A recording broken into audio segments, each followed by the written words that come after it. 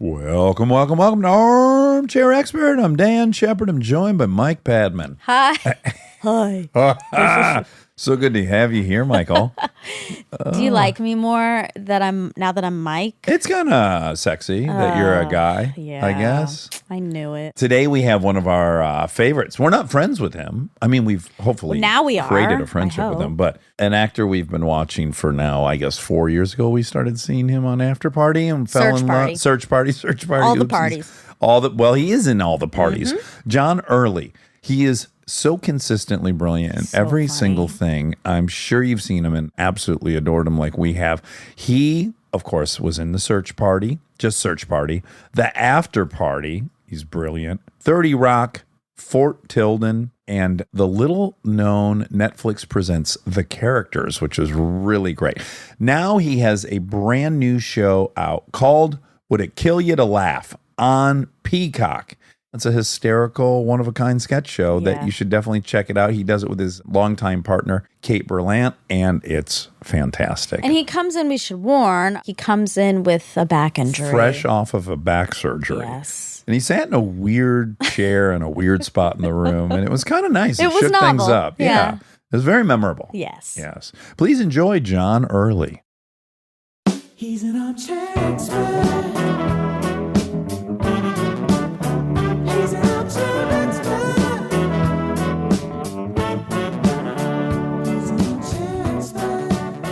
You want a coffee or anything? You have a water? I have my little yerba mate. Okay, great. Do you live here? Yeah. Oh, wonderful. Yeah. But he had a hard ride over. A nausea-inducing ride. Nothing to do with being on my phone the whole time. Of course not. So I had the surgery in November, and then I got better, even though I had this pretty bad nerve damage. Oh, I still have it, basically, in my foot and leg and stuff. And then I shot this special with Kate Berlant, my comedy partner, and then it was my first thing that I did kind of post-surgery, and it was too much. And then I was putting on pants, immediately felt it happen. I couldn't walk. It was hell. And it was so severe, the herniation this time, that I had to have surgery again. That was in May. So that was the surgery to fix what? A herniated disc? Yeah. In between what? L5S1. Oh, girl. Do you know it? Sexiest too. No, I don't know it. They are. It is the sexiest because it is right above the sacrum. But it's also the one that's most commonly herniated because it takes all the weight. It's the lowest one. Well, in truth, I did have issues there. I had to go to physical therapy.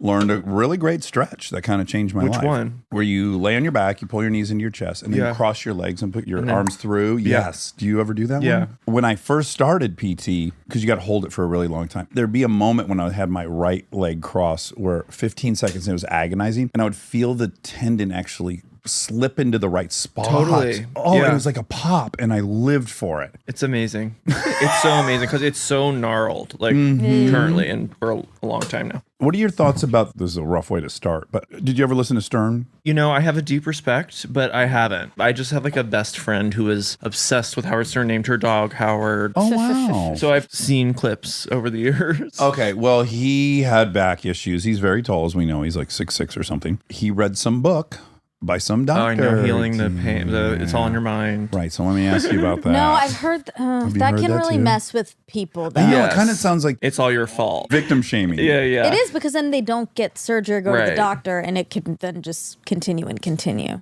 I think there's absolutely truth in it. Meaning, I know that I'm an accommodator. I'm a Southern Belle. Yeah, I'm a Southern Belle. Who was that, John? Where is it? I mean, the door opened. Han, is that you? My wife wants to meet you. Hi! I'm not ready for this. I wasn't prepared for that. I wasn't told. Do you want to change clothes? He just had back surgery, so you gotta be real delicate. I'm sorry. I'm just gonna be so delicate. It's so nice to meet you. It's so nice to meet you. How are you? I'm your biggest fan. Shut up. Look at the Shut difference, Monica, between him meeting us and Belle. No. Look at his face. No, well, his I would say face. look at the difference in how she met me. Well, that's true, but your face just glows. I mean, I'm sorry. Yeah, I get it. I'm sorry. We watched Would It Kill You to Laugh together last night. What? They sent it to you? Yeah, oh my yeah. God, amazing. Yeah. I'm so thrilled. So freaking funny. Thank you. Love you. Have fun. Love you. Okay, where were we? You're Tick, tick, fucked tock, up tick, tock. back. Whether or not it's In my head. psychosomatic. I do think that it is obviously a place where people hold tension. When you have lots of anxiety, you feel it in your back. I definitely believe in the mind-body connection, but I think that's like rooted in science. When you see an MRI and a disc is like bulging all over the place, you're also acknowledging maybe my mind didn't collapse that disc. Yes, Yeah. it's probably a lot of factors. In my case, it's a little bit skeletal, but it's a lot of it postural. Ooh, postural. Postural is a result of certain kind of habits of like accommodation and being like, hey, you know. And Tightness. tightness. Yeah, and being like, I'm fine, you know, and Yeah. like, and I'm doing this thing called Alexander technique. Oh, You both old know. acting technique. You know, was wasted on me as a 20-year-old in college when I was doing acting school. And it didn't mean anything to me because I was a rubber band. Same. And it was boring. It like puts you right to sleep because they were like literally on the floor. But I started doing it for this. You scan your spine and you just focus on like releasing the muscles. It's not just imagination. Yeah. It's like partly imagination, but you are genuinely releasing the muscles. And when I do that, I'm now like, oh, I had no idea how much I was holding on muscle wise. The other thing I'll say about back problem, I want to change this. Are you open to that? Sure, whatever Yeah. you like. Because, honey, you better be careful with that thing. The softness, I'm serious, firm. I'm worried about you looking back and forth. Oh, my treasure trove of discarded mints. The big reveal. Yeah. Yeah, we just opened up the closet virtually for you. The skeletons fell out. Okay. Where did you go to acting school? I went to University of Georgia and I studied Yeah. theater there. So, we did all this stuff. Can I call it acting school? That's a bit of a stretch. Did you do any plays there? I didn't thrive in the theater, I'll be honest. It was a smaller presence. She's miniature. Yeah. Powerful and miniature. Yeah, so I was in Midsummer Night's Dream. I played Mustard Seed the Fairy. Oh my God. Yeah, of course. You know what that means right away. do. Yeah. Oh, what does the mustard seed fairy do? She just flits around. Yeah. She wears a cool costume. It's Is she a kinda- temptress? No. Oh, that's no, unfortunate. no. Okay. No one knew about my naughty side then. Right. Yeah. That was I kept it under wraps. Same. We've profited greatly from it. That's right. Monica's among the more interesting sexual fantasies you've ever heard in your life. Oh. I promise you, I don't say that lightly. It's true. Although thank maybe you, you Rob. could top it. I don't know. We could test it. Will you hit God, him I'm with so the one vanilla. that pervaded your early life? Okay, this happened when I was a kid, so I didn't even know that it was sexual yet. But I would have fantasies about the boys in my preschool. Oh my God. Oh, not preschool, daycare. Yeah, yeah. Daycare. Okay. That's That's not much better. better. Yeah, yeah. Well, I was probably older. I wasn't like 2. But you were not going to daycare at 10 years old. No, yeah, I was probably Right. like 6 or 5. By the way, that's Monica behind you. That's a real, yeah, We okay, did sure. that. We Right, did It's the right. beautiful. tour. I love the grass. Thank you.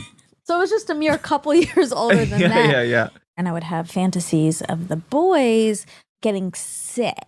And you having to take care of them? Yes. That is unbelievable. And I got very tingly over it. Yeah, yeah, yeah, PQs. yeah. We call them PQs here, pussy quivers. And particularly when they would throw up. But you still to this day have dreams I do. where certain People will be sick and I will be nurturing them. Yeah. And it's I think sexual. and it That's- turns sexual. I mean, have you seen Phantom Thread? No. Oh, you gotta see it. Oh what's my God. Is that? it about The that? Paul Thomas Anderson movie. Oh, this is what Daniel Day on a weird island and he checks into a hotel. Is it? Yes. There's an island part Okay. and there's a hotel. Okay. Yeah, there's like a romance and there's like very much a kind of caretaking fetish Okay. aspect. I mean, that Yeah. is like essentially the th- main thrust of the plot. Oh. I think that's very normal. Oh. Thank you. Most And people you don't know- tend to agree. Well, I just think it makes sense on a basic emotional level. There's something really clear about the They need status. me. Yeah. Yeah. Also, it's like Munchausen-y, I guess. Oh, yeah, totally. Yeah. But it would be for them. Munchausen's by proxy. Well, but for them. No, by proxy is you make them sick. Oh, you're saying you might proxy one of these Yeah. lovers. Yeah, Yes, yeah, for you should. sure. You should try it. Absolutely. Keep it open. You're from Nashville? Yep. Okay, we just bought property there. Why? I want to live on a lake. Percy Priest Lake? Nah, oh, Hickory. Oh my God. I used to live off of Old Hickory Road Really? for a few years. Yeah. I lived off Hickory Ridge Road in Michigan. Really? Yeah, ding, ding, ding. Okay, so where in Nashville did you grow up? Belmont area, West End. Our best friends live in Belmont. Belmont Yeah. Mead?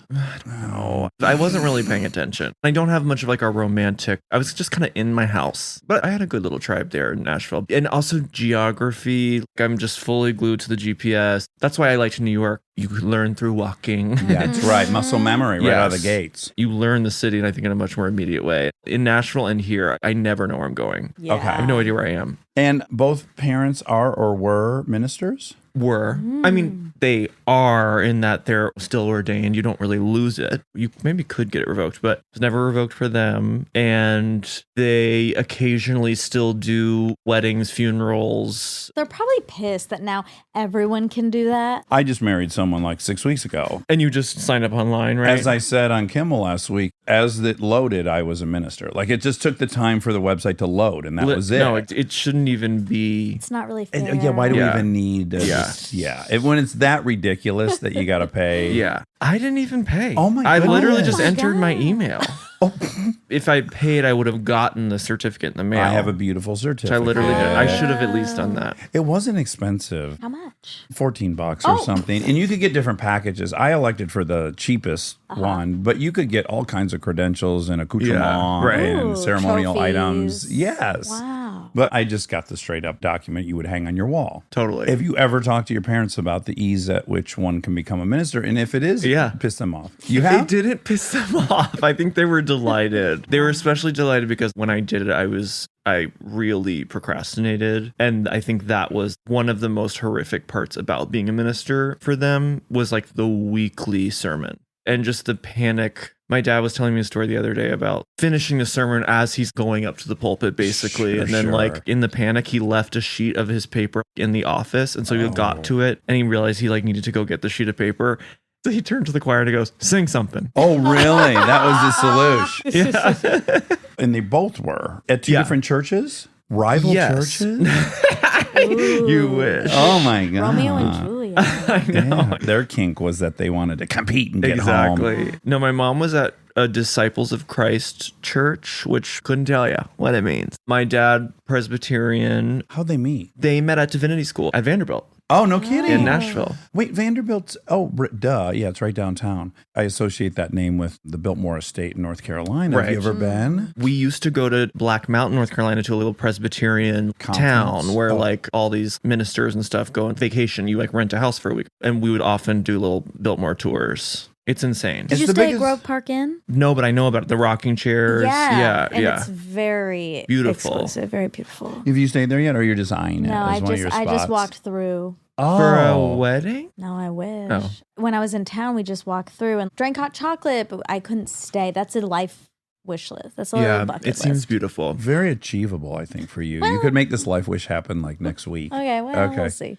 Okay. They were both busy in the church. When did they stop? They kind of stopped when I was pretty young. My dad started working at Vanderbilt. My mom started also working at Vanderbilt. My mom was working in admissions for the divinity school, and my dad started working in just the university fundraising. Okay. They had 2 kids. I think they wanted to like have something maybe a little more secure. Yeah. Like, I don't want to psychoanalyze. I don't want to be That's an what we armchair do here. psychoanalyst. Yeah. Okay, well, both their dads were ministers, so I think maybe it was They time were to a- put it to rest. I don't know. Yeah. Yeah. There's such a difference between studying theology at divinity school, the purity of that, versus then the politics of working in a church. You know, I think Yes. they both were like, this sucks. It seems like a lot of bureaucracy and a lot of like, you're an unlicensed therapist, grief counselor, marriage Yeah. counselor. Wow. You're dealing with like a lot of crazy shit. Trauma And in the South specialist. too. My mom came up against a lot of real like, kind of Misogyny. conservative Southern older couples in the church who were really freaked out that she was the minister. And, you know, that sucked for her, obviously. Mm-hmm. Yeah. Yeah. So Do you I have a think they were brother or a just- no. sister? I have a sister. Older or younger? Older. How many years older? 6 years. How do they explain that? You know what? I never asked, They but I left will. the church and they were excited. They were so hot. yeah, they were yeah. so horny. Yeah, they had Saturday nights free because they weren't working on their sermons and stuff. Exactly. They had a lot of free time Exactly. to horse around. What's your sister like? My sister is a true keeper of the family, keeper of tradition. She is really Southern in the best way. She lives in Nashville, has 2 kids, 2 girls, my nieces. I did an Easter this year in Nashville in Belmead. Oh, yeah, Belmead. Yes. Okay, Yeah. see, you know. Belmead And- Country Club. Yep. And I loved it. Is there a Nashville connection with Kristen? None. We're both from Detroit. But why? Oh, because she used to There host the is CMTs all the something. time. This is huge. We need to text her. Let's find this connective tissue. I know someone who I think went to Vanderbilt Divinity School who was maybe her roommate. I remember my mom telling me this. I'm having like a flashback. Wait, do you know the name? Couldn't tell you. Okay, well, that's going to make it Yeah, hard. that's gonna make it hard. But if Kristen has any sort of old college roommates Who dedicated went to- herself to the to Lord Christ, late. yeah. That would have had to be like an acting roommate. The only roommates she's ever had in her life were Acting actors. roommates. Yeah, At she went NYU. straight to NYU. I'm making it up. I swear it's her, but I don't know what the connection really is. Also, though, people say things. This happened recently. My best friend since I've been 11 bumped into a dude, and I don't know how it came up, but this guy said, "Oh yeah, I'm from Milford too. Yeah, I was Dax Shepard's best friend." And I Yeah. was like, "Oh, no kidding." So you knew him, and he went down this whole path with Yeah. him. And this guy just He made it up completely. He made the whole thing He up. was a stranger. It was a stranger. He did go to our junior high, but I didn't know who he was or anything. Yeah. But I get it because I've told many a lie in my life, and they grow. Same. It started with I went to school with that guy. Yeah. That's true. Then I was like, oh my God, yeah, I was in class with that guy. I was friends with that guy. You want to top yourself every time. You want to punch up. Yeah, but then he starts to believe it. That's like a horror movie. Well, you That just could find be- yourself somewhere going Yeah. like, yeah, I lived with him for Hey, 4 Dax. years in Detroit. Yeah. Yeah. Have you seen Top Gun? I'm going tonight. Okay. Literally tonight. IMAX. Oh, good. It's still showing there. Yes. Because it must be seen in Yeah, that's IMAX. what I've heard. I'm going to do Chengdu Taste and then Oh my gosh. IMAX. This is great. I'm nervous for you because you're not in physical condition to see that movie. I know, but I figured if it's IMAX, it's probably like True, you a don't little have to more move. ergonomic, the chairs. Yes, You were but just saying my excitement. You're gonna cheer. You're gonna clap. You're gonna scream. Yeah. Maybe I'll take a sedative. You should take a Soma. I don't know what that is. That's a Me muscle either. relaxer. Okay. Yeah, right. A Flexeril. Yes, one of these, Yeah. and then maybe cocktail it. Maybe you pop in a Xanax, and you maybe fire in one Percocet, and I then love that. and then get loose, and then wake up tomorrow morning and realize you have fucked up that disc Yeah, all over again. 'Cause you're yeah, feeling yeah. And then loosey goosey. you won't remember anything you saw Yeah. of the movie. Exactly. The reason I brought this up, the preview is a horror movie. Did you see it with the smiling Oh, people? yeah, Oh, yeah. it looks so scary. Ooh, It's just okay. like a guy in a hospital smiling, and he won't talk, but he's like has this crazy Perpetual. smile. Oh gosh. Yeah. Well, you might call it a maniacal smile. I would call it that. Yeah, that's the whole premise too. I'm kind of fascinated. You've pitched things, I'm sure. You obviously pitched the thing you're here to promote. When you see something, you just imagine what the pitch was. And for that one, I was like, can you fucking imagine how scary it'd be if like there were a ward of people that wouldn't stop smiling? And I was like, go, here's 15 I love it. million. Have you seen Invasion of the Body Snatchers? I haven't. I've never seen the original, but the one with Donald Sutherland is deeply terrifying. Oh, Okay. really? If your body gets snatched, you're like, Oh, it's so scary. And they point. They're like, For the listeners, it's mouth terrifying. wide. Oh, yeah. Mouth Sorry. agape, mouth Yeah. agape, eyes wide. So scary. And then the head reclined back. Yeah. Again, I hope you didn't hurt yourself. I'm so you nervous. I need both of y'all watching me. Chill. I am. Because this is the problem is I am like, Yeah. I'm a ham, like any sort of like social events. I got to keep it to like one person because it's already like, do something funny. I can't control myself either. Yeah. And do you have these talks with yourself after you leave a party where you're like, oh my God, you got to shut the fuck up? It's more like when I'm in bed, I like wake up, I'm like, you did not do that. Yes. The thing that I always wake myself up with is you were just listing synonyms.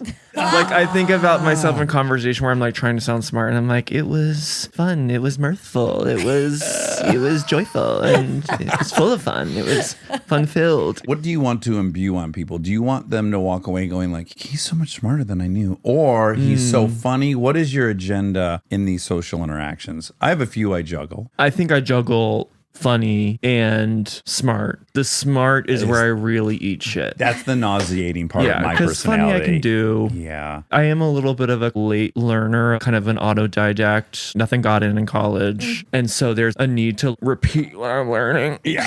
Like around and like crystallize it through social interactions. Yeah. Well, they say you own a word by giving it away 3 times. But yes, I'm the person at the party. Someone just casually mentions like the Panama Canal for whatever reason. I'm like, oh, did you read The Path Between Two Seas?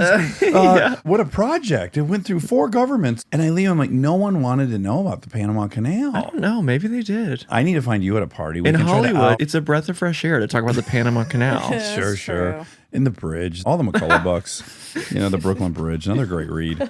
I love that you're reading that. And do you try to be sexy too? No. You don't. No. That's never your gear. It's never my gear. And I really aspire to learn how to like hold a gaze just and smolder. exactly. And I have trouble with this in acting. I am rarely called upon, by the way, to do scenes where I need to be kind of flirtatious or sexual. I really have trouble because in my personal life, funniness and sexiness are not integrated for me. Okay, but I do wonder if this is a division. So for me, hitting on girls, being funny was like the ultimate weapon. Women are very attracted to funny. In my mind, they're Very, quite married. They're having a visceral experience all of a sudden. I'm like online now because I don't know what this person's going to do.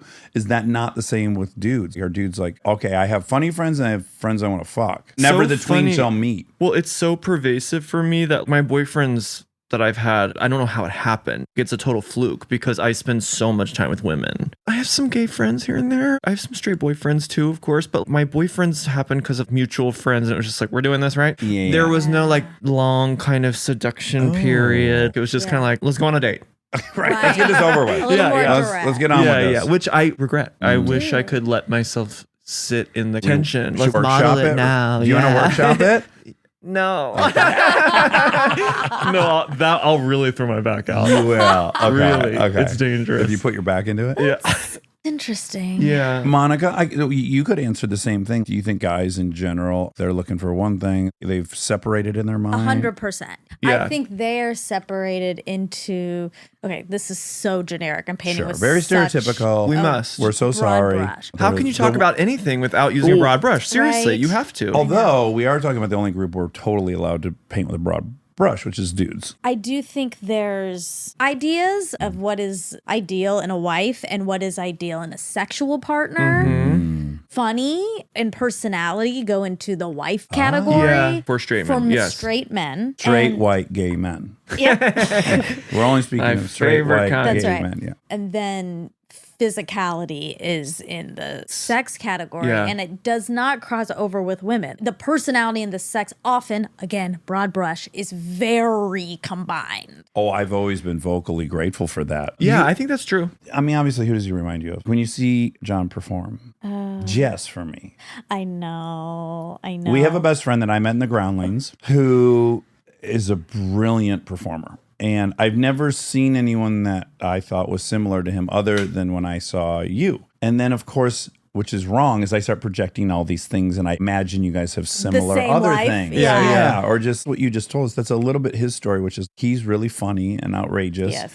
And then he almost has to have a different persona for the other thing. It's not, Yeah, he's not yeah. coming hot with the jokes and this and that. Yeah. But he's clearly embraced it. Yeah, I think he has But a it's a hard long time, journey. long journey, and I think he has a hard time being fully himself at first in a dating environment. There's boxes he's putting himself in. I mean, I think it's probably hard for anyone dating environments, especially now. You're skipping past a lot of the flirtation, a lot of the seduction. You're skipping past a lot of the uncomfortable, juicy, fun stuff too. Yeah. By choosing someone on an app. Then you're just face to face like, hi, you know, and then you're just like, here's my personality. And you're like just directly across. There's no like screen. There's no curtain. Yeah. There's no like there's gauzy no mystery, curtain to be really. like, what? It sucks. Also, there's this really fun thing that is the slow roll. When I was in school, it would just be like, hi. And then like a couple days later, I say something kind of witty. And then it's like, oh, layers are being Slow burn. revealed. Yeah. Whereas if I were on a dating app, it'd be like, look at my babies, my Right. biceps. Right.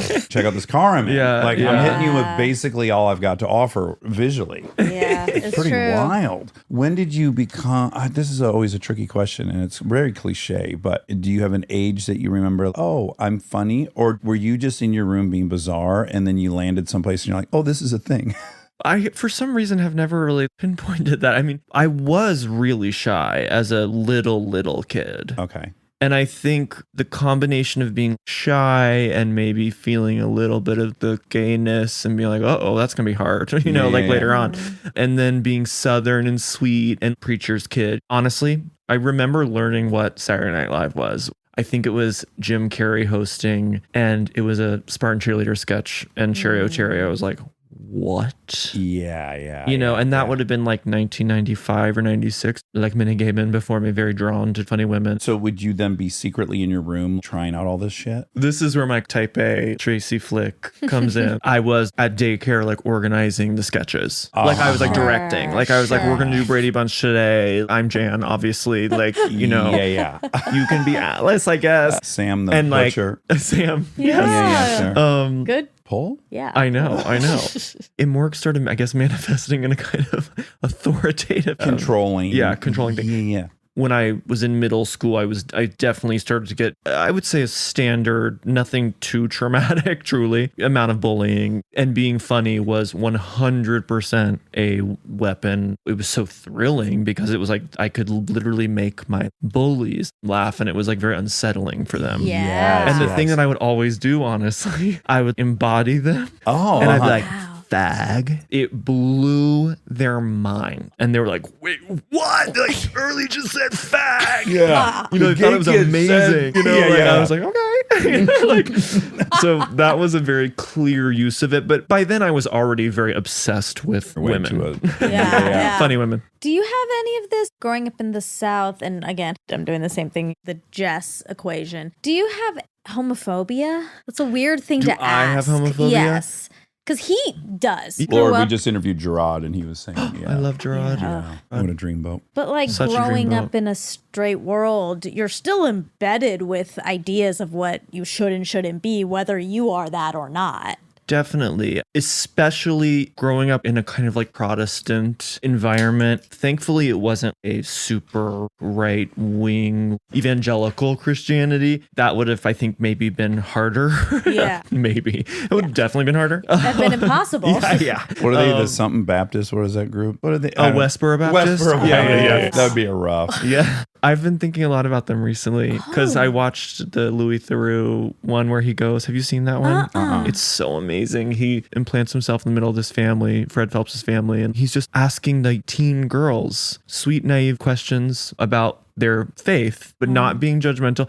And he's such a dreamboat Wait, that who they're is kind this? of like Louis Theroux. He's the best. He's a British news documentarian. Oh, okay. He makes these like beautiful little half-hour documentaries about any random subject. Where can And I see them? YouTube. Some are online. Some you could probably buy on like iTunes or something. Okay. But I'll give you my passwords. Okay. But he's talking to the Westboro Baptist girls, and he's such a cutie. And they're just like, we believe that like homosexuals will burn in hell because like, and they're just so flustered because he's so sweet. They're fucked up by And his also like, no handsomeness. one's ever asked them genuinely, and they're so used to being Regurgitating. argumentative. Exactly. It's really fascinating. It's a beautiful, beautiful documentary. But I also think about how their signs, their graphic design is so gorgeous. I feel What like does it look like? a gradient. It's always an orange, Ooh, like teal, ombre? like yellow. It's an ombre, and then really kind of normcore font. Like it's very, it's very what you see today in fashion at Calzada. Okay. Like I feel like what's cool now, the fucking Westboro Baptist Church was doing 20 years ago. Oh, wow. They were ahead of their time, fashion wise. Yes. So it goes Westboro Baptist, black culture, then to us. Yes. Oh my Yes. God, I didn't know there was anything further upstream. Yeah. This is exciting. Yeah, they really did it first. Is it too cliche or stereotypical to ask? I imagine that experience is compounded by two minister parents. Even if they were super accepting, the notion that I might be reflecting bad on them. If that's true, then it's unconscious. I went to a church every weekend that was proudly liberal. They were the sect of Presbyterianism that wanted to ordain gay ministers. If anything, I was like, shut the fuck up. Right. I wasn't like, oh, what a relief. I was like, everyone stop talking about gay people. Yes. You know, I was like, ugh. And also stop being so sentimental about it. I found it all very treacly because I already was feeling like a funny person and it was all a little corny to me. Yes. And There's- you don't want to be pitied either, right? That's like Yeah. the worst thing you Yeah. could be if someone was overly accepting in a Totally. pitiful way. Well, and it's such a fundamental contradiction of liberalism being accepting and, you know, yes, gay people, welcome, but like don't ask, don't tell at the same time. Yeah. It's like just you're getting mixed messages in the 90s from like Sure. your like quote unquote liberal leaders, you know. they want to kind of just say one final thing on the topic and Yeah. never to come up again. Yeah, Like, totally. I love you even more now. Yeah. Don't you dare tell me about a date and what happens on it. Yeah. And if you're gay, you gotta be kind of Pete Buttigieg-y, like khaki pants, and we want kids. Uh-huh. Yeah. You know, like this is Chasten and we're married. Chasten. That is in me. I have some Pete in me. It is so hard to say. It is so hard to admit that, but I do have some good boy, straight A, and then I have a part of me that just like rages against it and like is like, shut the fuck up. I found coming out to be all very like corny and like I was just like, why do I have to do this? Why do I do this? You know, Yes. I hated it. Oh, I would hate it. Yeah, it I sucks. would hate it. It's so corny. Then there's also something in coming out that must feel somewhat adjacent to like apologizing. Totally. I gotta come to you and I gotta tell I know, you like a you owe thing. everyone that. Yeah, like Exactly. Like an AA. Like I'm doing my tour. Yeah. It felt like an apology tour. That's so smart. You don't I know. owe that to Yes, anyone. Definitely. I hated that. And I bet people are either inclined to say either we knew. Which also I hated. Yeah. I hated that. It happened a lot. Of like, well, I've always known. Which I think is usually coming from a good place. Like you don't have to worry. You've never had to worry. I've always and- thought this about you and I've always loved you. There's no Right. adjustment That's for the me. Right. That's the subject. sentiment. Exactly. But okay. Like I don't know. I don't know what is annoying about I it. would is feel like you're saying like, oh, you knew me better than me. Is that what you're Yeah, saying? yeah. Right, like I or knew before you You knew, had yeah. the confidence to know I was. Or it's Or the even- homophobia lurking should of like just be- you're queenie. Yeah. Like, yeah, you've been out here all faggy and you didn't even realize it. Right. Yeah. Maybe you should just be straight. I think thought it'd be about it. So much easier. Career-wise. Sounds like- Could be huge. It's gonna be yeah, huge for you. enormous. Yeah. Yeah. Who would you be as straight John Early? Let's think of the archetype. You think you would be a Michael J. Fox? I mean, what an honor. I can see like a Matt Damon. Oh wow! No, you can't say that. Well, he's Well, the love of my life. I Why can I say particularly, that? if you told me like, oh, you could have been Brad Pitt if you played violin, I'd be like, what? I could have been fucking Brad Pitt if I played I'm violin. sorry to insult you that you would have been Matt Damon. It is bad. it's Well- rough. bad. Yeah, you're this close to being Matt Damon. For that 1 second. I mean, physically, there are times I watch Jeff Daniels in movies and I'm like, oh my God. Like, where do. it's like shocking. Yeah. It's uncanny. I see it. Like, kind of like, and I love Jeff Daniels. me too. Who doesn't? He's so great. God, he's wonderful. Newsroom. We love him. That is him. I unfortunately left a play he was just doing. He was doing To Kill a Mockingbird. To Kill a Mockingbird. He was brilliant. Yeah, yeah. I have a specific pet peeve about adults playing children. I can't Oh, well. do it. Like, hey, Pa, let's get over here. We were knocking off back there and I almost fell in a mud hole. But I done got this frog, Daddy. And I'm like, oh my God, why not just get some fucking kids? know. And by the way, they were doing a great job. I'm Yeah. not throwing shade on any of the people who were in it. Vulture. And then the little girl's like a fucking adult woman, and she's like, "Daddy, I want to." Why'd they make To that me, you know what? choice? I think it feels like people playing handicap. No, exactly, because it's a lot of like this.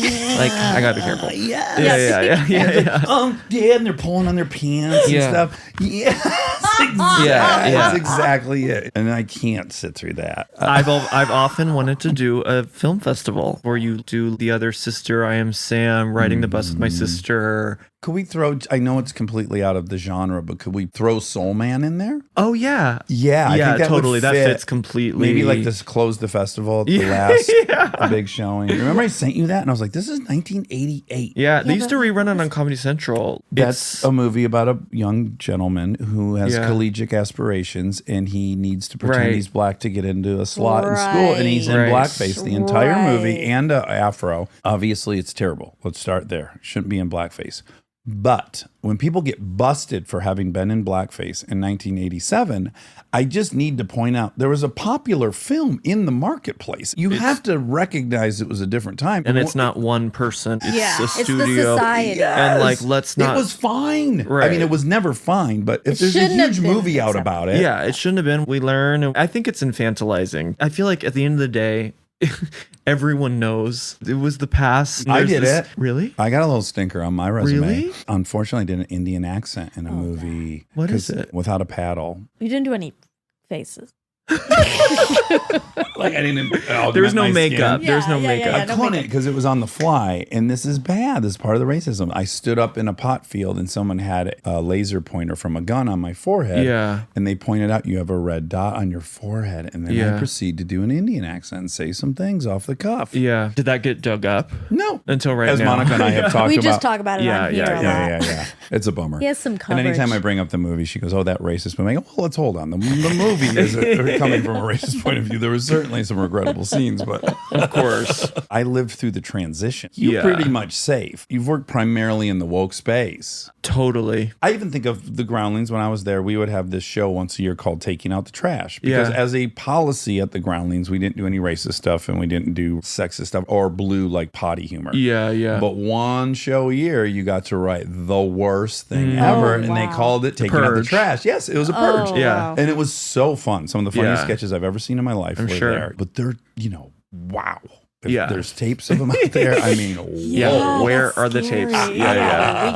We have something to do for the fact check. Yeah. Kind of says something about humans. We want to be good. Well, Halloween. We want to be naughty one. Yeah, we want to be good, but there's always a thread that Yeah. wants to push the boundaries. Totally. Stay tuned for more Armchair Expert, if you dare.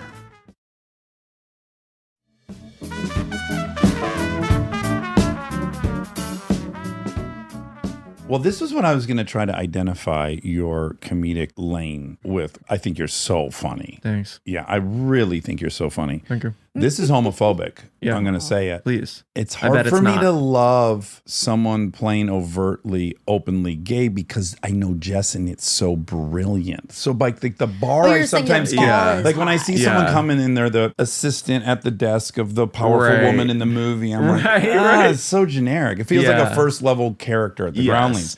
Whereas Jess's is so fucking dynamic and amazing. Search Party, halfway through the first episode, I was like, what the fuck is this Oh guy? my God. You were So all the good. rage. Oh my God. I mean, I come for the Alia Shawcat. Oh, yeah. And I Yeah. stay for the John. So sweet. That's so sweet. And then I thought you were so fucking good in the after party. There's Thanks. like some standouts in that. Obviously, Sam Richardson, always got to give Love him the Sam. love he Ike. deserves. We, Ike. we love Ike so much. Right? Ooh. Agreed. Ooh, let's I love talk Ike. about it. We love Ike. Ooh, He cute. I do love him. He's Yeah. a monster. And he's such a fucking sweetheart. Talk about Fucking the what? You're disappointed. talk about This guy's the a Venn motherfucking diagram for women. Oh yeah. No, With I. Ike. Yeah. Because he's so funny and nice. But he's 9 feet tall. yeah, and Yeah. He's got tons of dick. Yeah. Dick for days. Ostensibly, yes. Yes, Yeah. theoretically. There's no way it's not. Yeah. But anyways, that character coupled with then After Party coupled with watching last night Would It Kill You to Laugh. Here are what I think you specialize in. Okay. Okay. I wrote some words down. You like So words. excited. You specialize in narcissists, self-indulgent, people who want sympathy, need tons of credit, jealous of anyone who gets attention other than themselves. And so it's such a specific lane and I love it. And so I even had a like 10% curiosity, like, God, in person, is he going to be a fucking narcissist? He's so good at it. But then I know better than that. So then I go, why is that the thing he's observed Right. the most? Right. I got a hunch because you're pretty self-critical. It's like the thing you're policing yourself on all the time. Totally. And Yeah. so you're probably having the worst thoughts. Like, this is how I know what to not do. I get in a situation, I go, do not comment on this guy's hair. Yeah, It's my yeah. first thought. Yeah, It's yeah. not because I'm a dick. I'm not going around making fun of people, but I acknowledge what should never be said in this conversation.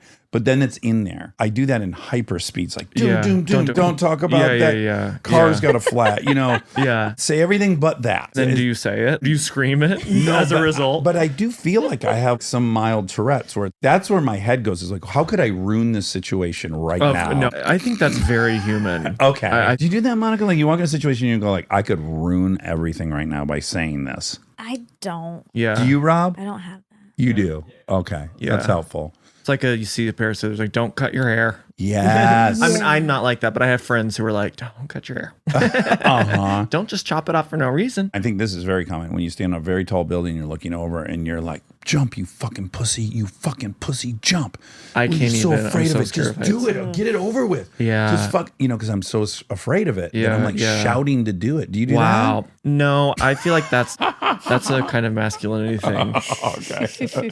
I feel free from, thank God. Somehow I got in a lane early on as a kid, knowing I wasn't going to have to deal with that kind of shit. I'm trying hourly to shed it all, and it's a fucking daunting effort. It worked great till I was 25. Right. But it doesn't all have to go, I must say. There are beautiful things about masculinity. It's very trendy, obviously, to be like, fuck you. Yeah. And Yeah. about straight men. And there's a tenderness in masculinity that gets expressed in a different way that I think is valuable. By the way, as I self-analyze, the thing on the top of the building is I identify a weakness in me. I'm afraid of that. Yeah, yeah. And then the voice in my head says, you're not a fucking man unless you confront this and prove you're not weak. Mm-hmm. I guess that's the analysis all the time. It's like, shit, this thing's going to expose you for being weak. And that is unacceptable.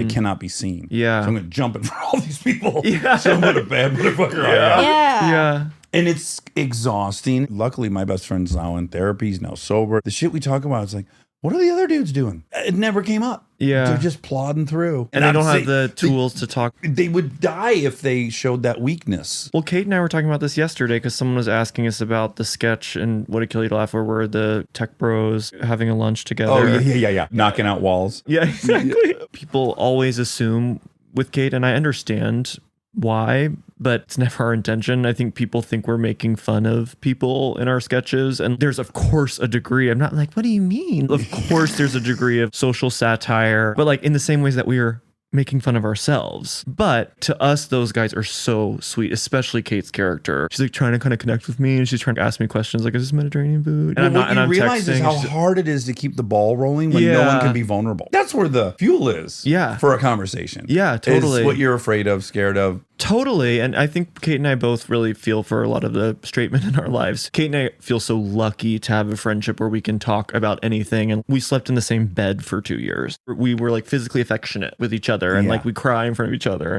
I feel really horrible for a lot of the men in my life. You're never away gonna from have that. that. Yeah, it sucks. Okay, but that sketch is really funny. So it's two dudes at a lunch and they're talking. I at first thought it was going to be a one-upsman conversation. Right. There's a little bit of that. There's a little bit of it, but that's not really the thing. And it's like, Yeah. I just tore out the wall between the bathroom and our room. So now it's just open. So, Yeah. it's cool. Yeah, we just tore out it keeps building and building. I was thinking us dudes kind of talk about tearing out walls a lot. Yeah, don't we? yeah. You must have observed that a bunch. So much of the special is me and Kate Inside exploiting jokes. 10-year-old inside jokes. And whenever we'd be walking around New York together, I would be like, see this row of townhouses? We're just going to have that knocked down. Like that was like, and she'd be like, really? Why? I'm like, I don't know. We just want to kind of get rid of it. Yeah. Clear it out. Let's start fresh. So yeah, we were just kind of reviving that. Yeah, but I think you're right when you say there's a tenderness, because in the I want to protect people Yeah, around exactly. me, there is a tenderness, but it can come across aggressive because Yeah. there's not the vulnerability accompanied with the need to Totally. protect. Well, we're all faking it, right? So that's the thing I think people don't understand is like they see a guy doing something outlandish and crazy. It's objectively terrible behavior. And you're like, that guy's a fucking asshole. You maybe assume it's intentional. Yeah. When I think a lot of guys get in this situation where it's, oh, this is my time to tell him not to talk to my wife like this. And you don't know what the fuck you're doing. Like, Yeah, I guess yeah. you're drawing from television or maybe your Right. dad had something. It's like, you know, it's Yes. action time. Yeah, But you yeah. don't really know what the action is. And I think you just see a lot of stumbling too that looks Yeah. preposterous. Yeah. Yeah, but we all stumble. We're all completely out of control. And sometimes I feel like the blanket criticism of masculinity is a little like, okay, well, why don't you look at yourself a little bit first? Yeah. Like you've got everything together. Like, okay. In general, there's just obviously so much finger pointing, and I'm like, just turn it right on back on yourself. Just point the Yeah. finger. We've swung so far in that direction. I hope we'll swing a little bit far back to just look in the mirror. Not to Yeah. get lofty with it, but that's what comedy does. It's like they're Yeah. the first ones in. They're the vanguards. Here's a great example. I'd love to hear your background with it. So the premise of Would It Kill You to Laugh is that he and Kate were America's biggest sitcom stars on a show called He's Gay, She's Half Jewish. Oh my God. To me, I don't know because I didn't watch a ton of the shows, but to me, it's Will and Grace. No, Does that scare you was- because you're afraid people are going to get offended? No. I mean, yes, a little bit because I love Will and Grace is the Yes. problem. I would not exist without Sean Hayes and Megan Mullally. Those are two deeply influential comedic performances for me. And that's such a brilliantly well-made classic show. But we wanted to do the reunion thing. We wanted to do the big interview. That's what came first. Right. And then in building out their history, we were like, okay, well, they had a sitcom. You know, this is how we write. We're like, blah, blah, blah. Kate, what's the sitcom called? And she's like, he's gay, she's Jewish. Right, You know, and yeah. then we like changed it to half Jewish because that was funnier. And then we were on set and we were like, okay, well, if it's 20 years ago, okay, so we need this kind of hair. And he was doing her curls, our brilliant hair person, Greg Lennon. And we were like, it's Deborah Messing. Yeah. We're like, we're so stupid. We like literally didn't. Oops.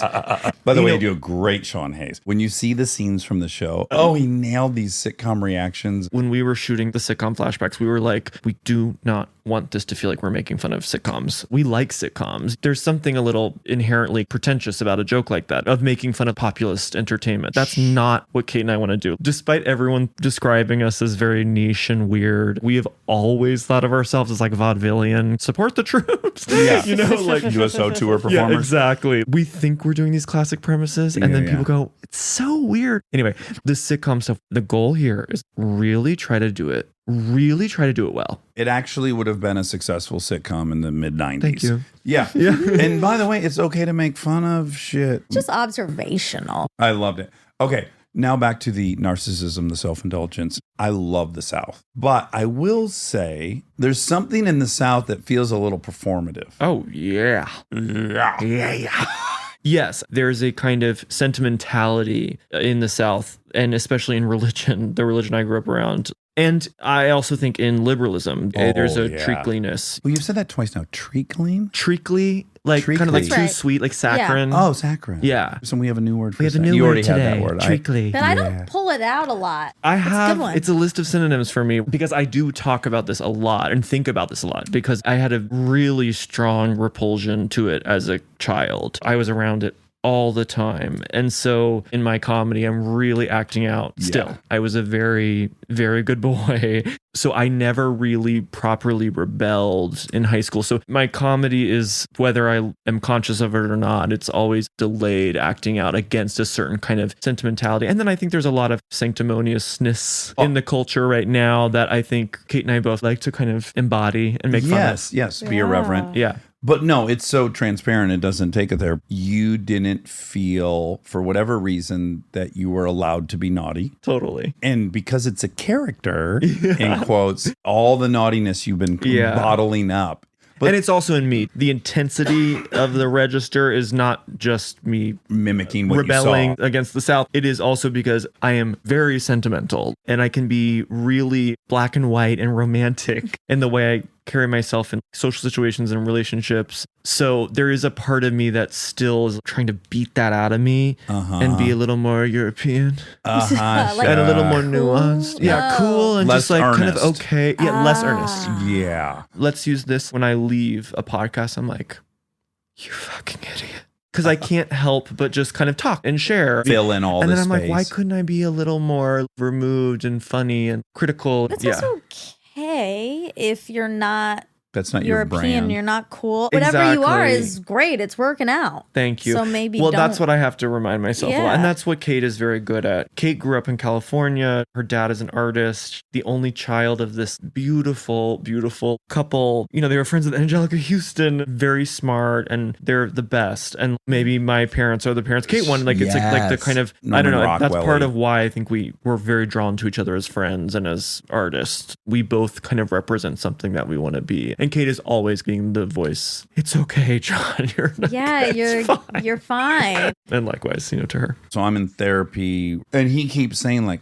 I want to be clear about this. We don't have the objective of changing you. You need to do what you do professionally in your Yeah. friendships that you already have. We desire a different motivation. We desire a different evaluation of it post. That's what we're aspiring to. So it's like, you can still have your whole thing and then also have the calmness of Bill Murray. Like that's what I aspire to, right? Yeah, Is like yeah. zero panic, total the belief in calm. myself. Yeah. I don't need to fill in this gap. When I eventually talk, it's going to be a home run. I aspire to that. It's like people thinking they should not go on meds because their depression's a source of fuel for their comedy. It's like, no, you can also do your comedy and be happy. I guess Totally. that's the thing that's Totally. relevant.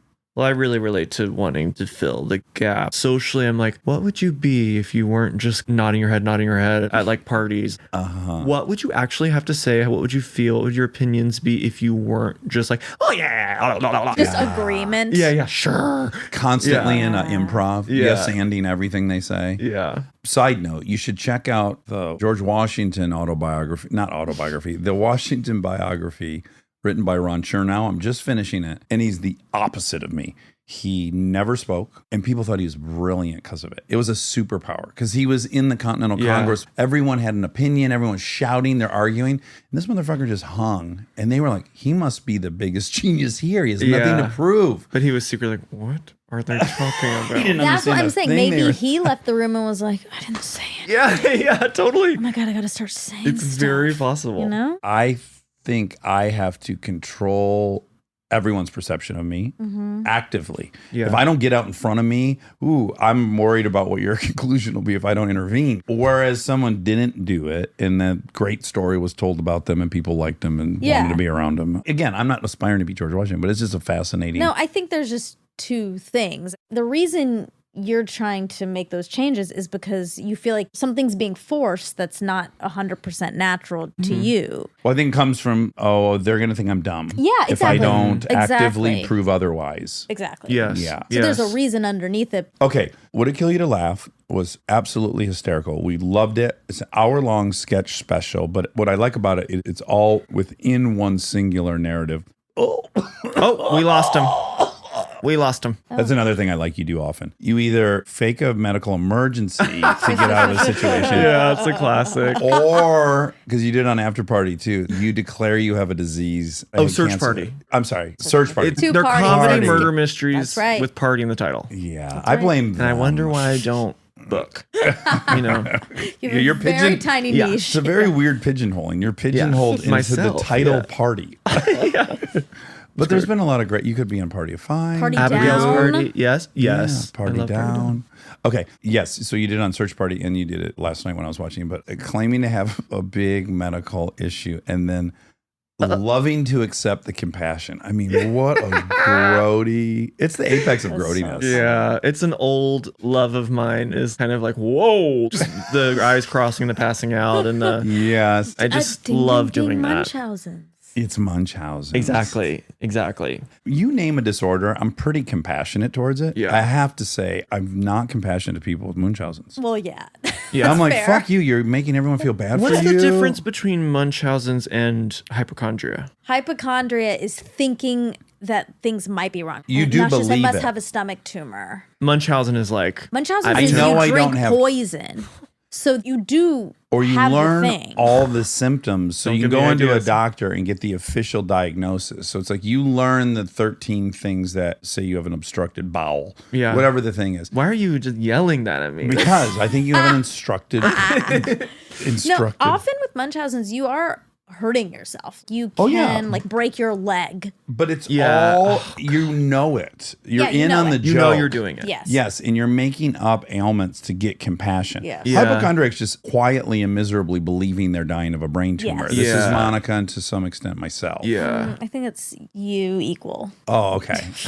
And I think I'm getting less and less by the day. Yeah. Do you think I'm getting more? Yeah. Oh, wow. What's my recent ones that I've You thought forgotten you had about? cancer Which in one? your arm. Which kind of cancer? Or Oh, yeah. Well, no. You recently Hold thought you on. had cancer. I didn't think I had cancer. I said I should get this checked. You told me that you No. thought. I said I want to make sure this isn't skin cancer because I had a growth come out of my arm in about 5 seconds. It turned from like flush skin to. It was good you got it checked. I'm not What saying was you it? shouldn't have. It was nothing. like a was fat it? deposit? No, you know what it was? Because I had that. The dermatologist showed me is, you see this brown mark you have here, which are common and we have them on our skins, like a sunspot. She said sometimes those can go through a cycle where they just get red, they puff up, and then they go back to normal. Yeah. I'm going to cut this off and send it to the lab, make sure it's not that, but that's generally what we're looking Yeah. at.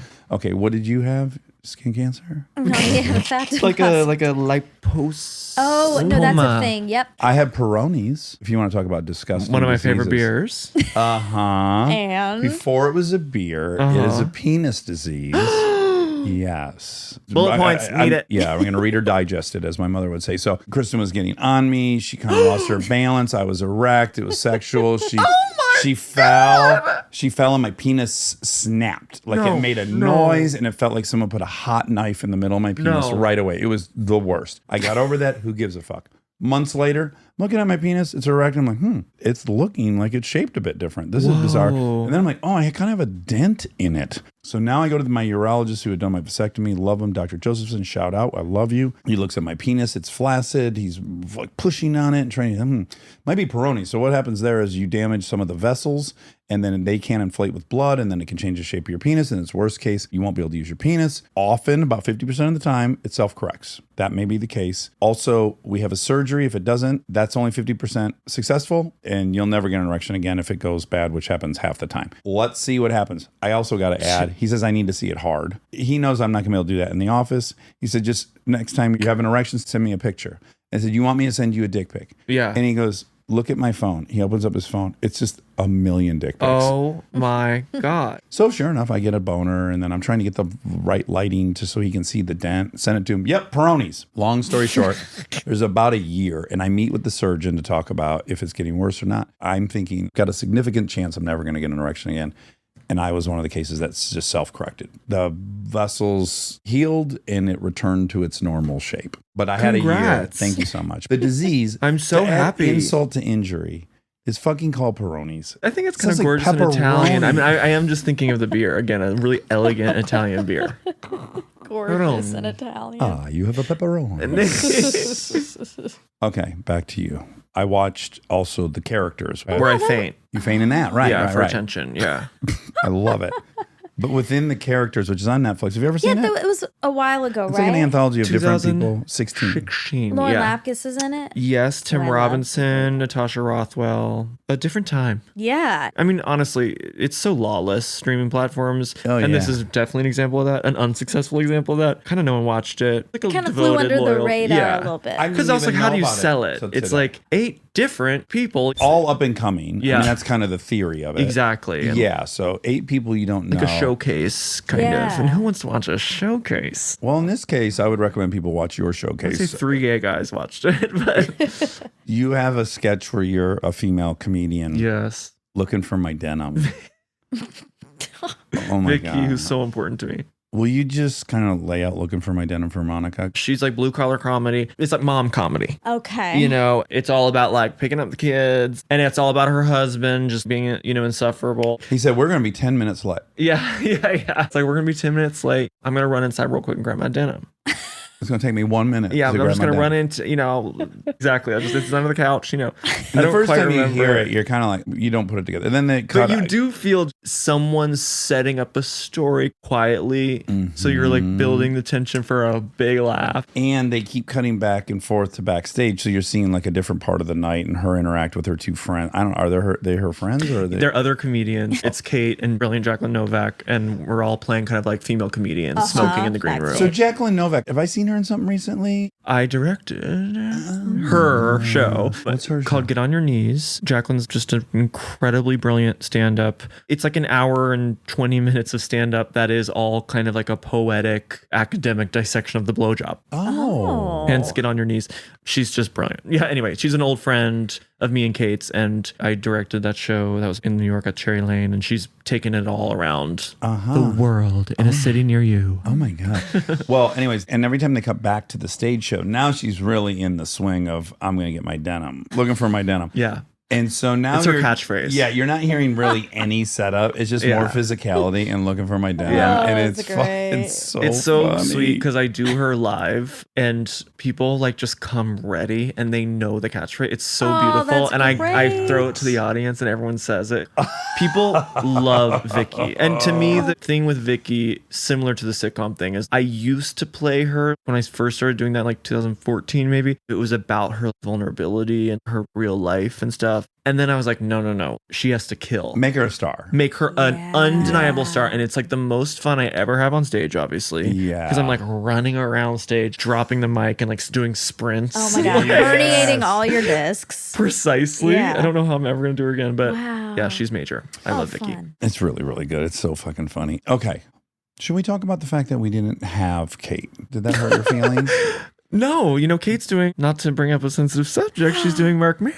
Oh, there you go. We love And Mark. so, And Mark wouldn't have me. So okay, well, There we go. It's Then not you that I just want to make sure that you walk away from this knowing, from Yes. my point of view, we don't have two people on. that's what I figured. We've done it a few times and it's like fine, but There's it's, no depth to it. Yeah. Yeah, totally. I mean, that's partially why Kate and I like doing press together, because we can kind of, Save each other. yeah, exactly, support Yeah. each other, but also like keep it from maybe getting too, but this wasn't that. Also, press is terrible. I remember some of the funnest times I've ever had. Will Arnett and I had to promote Let's Go to Prison everywhere because it was a $4 movie and there was no budget, so they sent us everywhere.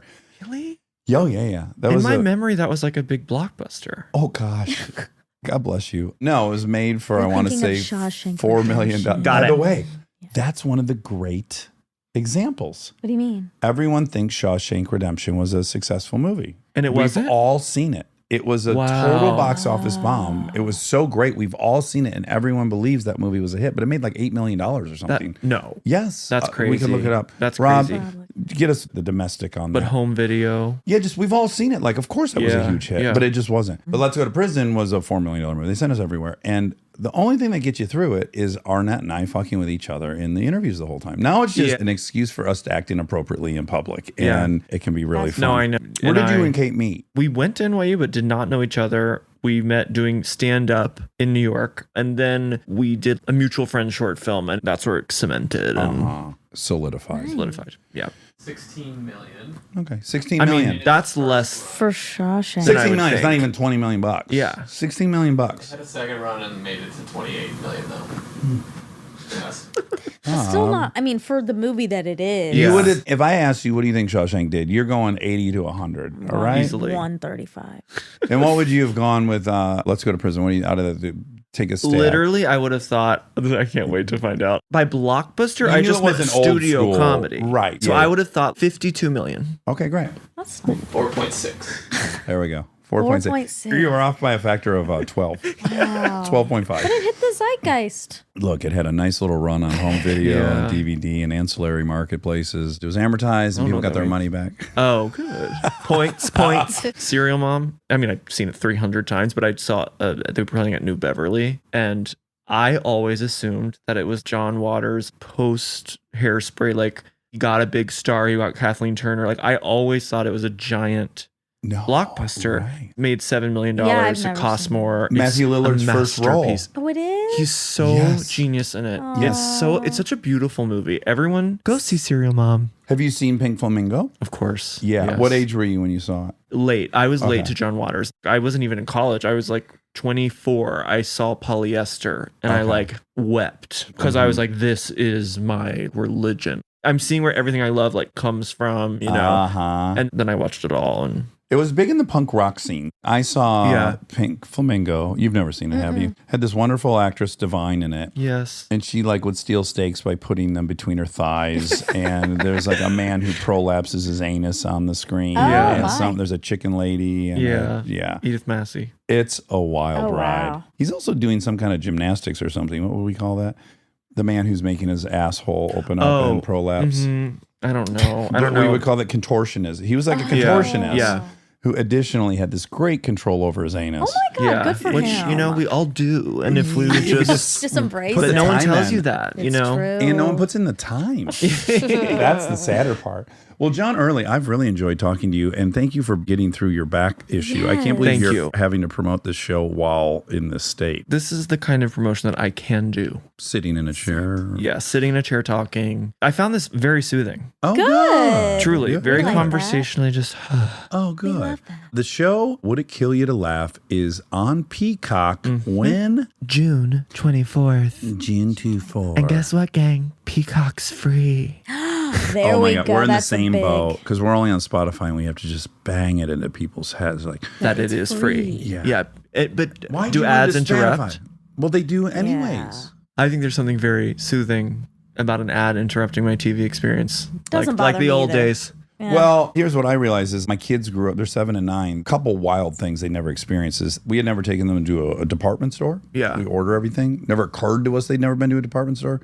Took them to Target 2 years ago, and it was like whatever your experience at Disney World was. It was like, what? There's a warehouse with everything we buy sitting here at the same time? You know, Yeah, like it yeah, was yeah. mind expanding. They loved it.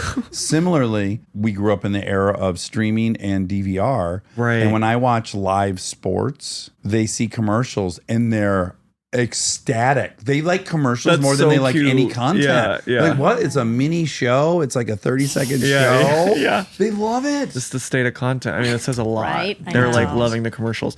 Well, I'm ready to babysit Okay. whenever Great. When your you back guys is need healed. it. You're close. Even now. With a bad back. Yeah, I will. You say the word. My rate is like low. Okay, great, Yeah. great. We have a pretty well-stocked fridge. I think that's all I was ever in it for as a Okay, cool. babysitter. All right, John, wonderful meeting you. I hope everyone checks out the show. June 24th on Peacock, which is free as fuck. Yep. Amen. Thank you, guys. Thank you. I have to have the final word. Thank you.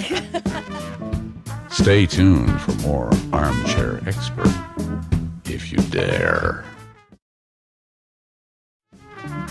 And now my favorite part of the show, the fact check with my soulmate, Monica Padman.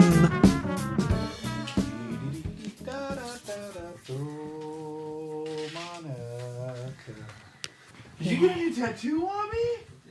Oh my God, what is... Oh my goodness, it's a bunch of dogs and a fox? Fox and the Hound. Oh! Look at that! I know. I saw it. I saw it on Instagram. What? I followed the journey. Yours. You don't miss a thing on this. Okay. Well, and Rob told me he was getting a tattoo. What? And he told me he was getting a tattoo. Oh, he told you. Why do you think he didn't tell me? Because I'm his dad. You weren't there. I told you. Oh, Jesus. When? We were sitting on the deck, and I was showing you the guy that I was going to have do it. Well, okay. To me, that was like you were thinking about getting a tattoo with this guy. He was in Chicago, right? Yeah. It was when we were there. Yeah, you didn't have an appointment. You didn't tell me what you're getting. He doesn't listen till you have an appointment. Yeah. Well, Right? You didn't have an appointment then, did you? well, he had to fit me in. He's like booked up months usually. uh-huh. And he came in on his day off and did it. God, you got the fucking red carpet treatment there in Chicago. Charlie also got a new tat. What? On his face? No, he got on his other thigh a big tattoo. There's more going to be added. I think it's like Wasn't quite clear yet? no. I just sometimes this is like with Halloween costumes. Like I don't know what anything is. I have to pretend like I know. Oh, like if someone's a werewolf, you think it's someone's hairy. No, like if someone's like, okay, Squid Games, I would know, but if I'm at a Halloween party and someone's in like a Squid Game, By the way, you're always at Halloween parties. I love them. 10, 12 a year. And no, but I get anxiety because everyone's like, oh my God, that's an amazing costume. Right. Did you see Sarah Beth's costume? Sarah Beth? And Is that a real person? Sarah Beth. Oh, Sarah Beth. Anyway, and I'm like, oh my God, I know so good, but I don't know what it is. And Why even you if just lie? even if I've seen Squid Game, which I have, Yeah. my brain, it's like Magic Eye. You know, like my brain doesn't work like that. You're not an out of context person. Exactly. So, same with What happens when you Charlie's bump into- tattoo. Okay. Okay. Do you remember if it was a creature or a landscape? Hold on, he sent it, I think. Let me see. Do you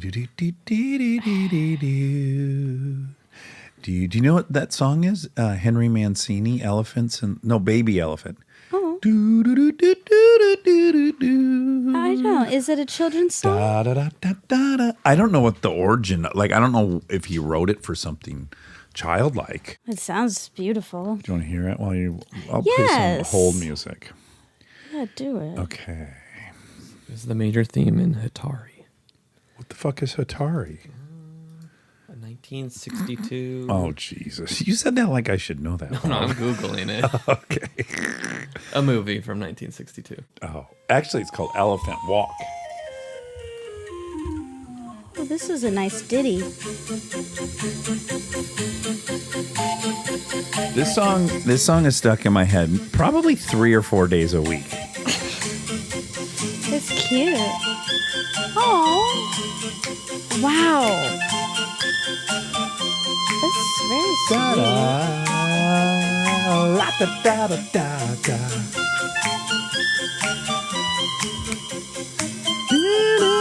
You don't recognize it? Maybe not out of context of that movie we've all seen. This is another thing I can't do. Sounds that aren't. It's fun and playful. It's very playful.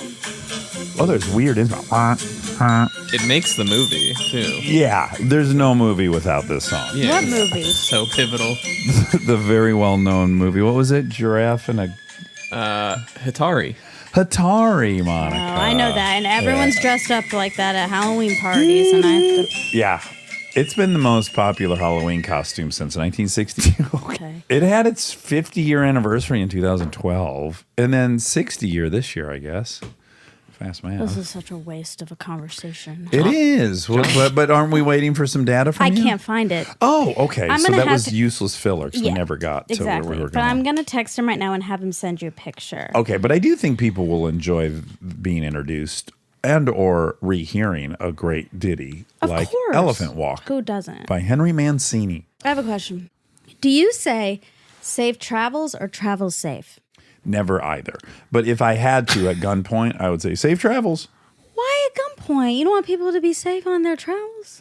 It sounds like it's something that was relevant to say in the 1800s when people were crossing the prairie on a covered wagon. When Hatari was But popular? no one needs to be wished safe. In fact, I almost feel like it's a jinx. Like, of course you're going to arrive to New York safely on an airplane. It's the safest thing you could possibly do. Why do I need to wish you? It'd be like me saying when I got to take a bath tonight, don't drown in the tub. Why would I need to say that? You're not going to drown in the tub. Although I bet your odds of drowning in the tub are higher than dying in a plane crash. Rob. Yes. I thought you could tap it in and figure that out. If you're more likely to die in the tub or a plane crash. But again, I would never say safe bathing. Okay. Does that make sense at least? what I'm saying? It does. I say it all the time and I mean it. Well, I believe you mean it because you have a sweet prayer and you worry about natural disasters and serial killers and a lot of stuff. Yeah. You're much more likely to die in a bathtub or a shower. Oh, tell me. What's the... Bathtub is 1 in 685,000. Okay, Monica. And an airplane is 1 in 11 million. Oh my God, it's 10x, Monica. We have talked about this before. Not relative to a bathing. No, we've talked about it's kind of common to die in the bath. 1 in Slash shower. 680,000. Yeah. For me, it would be 1 in a billion because I don't ever take baths. Well, showers is 1 in 812,000. Oh, wow. Okay. Well, I'm glad I don't shower very often. Well, I'm still wishing you a safe bathing, safe thank showering, you. and safe travels. Okay, so I will now, again, I'll just go in order of scariest, right? Okay. I'll start saying safe bathing because that's the one that's going to get you out of those two. Actually, yeah, because Especially I'm not supposed you. to take them. Because you're epilepsy. Yeah, You're real. I bet you're 1 in 100. Then. I know. Oh. It's the odds are high. But it doesn't keep you out of the tub. No, I love it. This is what's so great about humans. It's like you'll be the first to go like, I hate that you go on a motorcycle track. I bet it's less risky than bathing with epilepsy. Yes, if we do the numbers, how many people die on a motorcycle track a year But listen, you have to put it versus versus bubble baths? No, you have to factor in that mine are nocturnal seizures. They happen at night. But you take a lot of your baths in the evening. No, you rarely I'm not- bathe in I'm the normal- morning or the afternoon. Yeah, but I'm rarely sleeping in my bath. You're a nocturnal bather. All right. Well, that's true. Have you ever fallen asleep in the bath? No, I'd be dead. No, you could be, the water level could be at such a height and you're leaning against the back of the tub and your body would just be, your head would be out of the water. The water level would have to be 1 inch. And that's not a fun bath. What are you talking? You can't lay flat on your back in a bathtub with just your head on the ground and Now listen, if I fell asleep right now, yeah.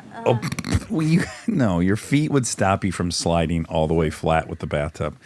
Your About 4 relationships inches. with physics is so different than mine.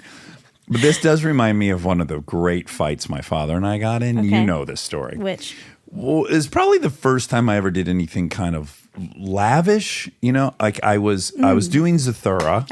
And so I thought, I'm going to treat my family to Thanksgiving in Palm Springs. I'm going to rent that's nice. a real nice house. Okay. And I don't know for what reason my father stayed a day later than we did. That makes no sense to me. So my father, now, sweet Dave Sr., in his defense, when he got home, it was later revealed he had had some heart attacks he didn't know about. So his breathing and his heart function was terrible. Okay. He was at a point where he pretty much could only sleep sitting up. Oh. The terrible thing about this is, let's see, that was 2004 or 5, and he was born in 51, so 49.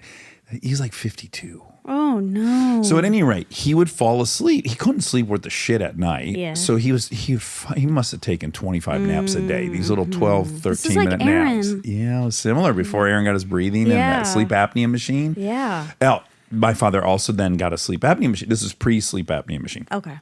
Point is, also, he was a grouch on this trip, right? Well, if he was having heart attacks. Yeah, he was still smoking, and he was just a fucking grouch. He was getting into these power struggles with my sister. He wanted to watch TV all the time, and he'd have the TV so loud if she talked, and they got in these fights. Oh, no. Yeah. So it was already kind of a rough trip. And then at one point, we were in the hot tub. Me, I think my brother, I don't know who else, and my father. And my brother and I are watching my father, the Shepard boys, the DRS guys. We're all DRS. Yeah, doctors. No, this doctor. Dax Shepard, David Robert Jr. My dad loved that. On his golf bag, it said DR Shepard, and people thought he was a doctor, and he did not correct them. Of course. Okay. Why would he?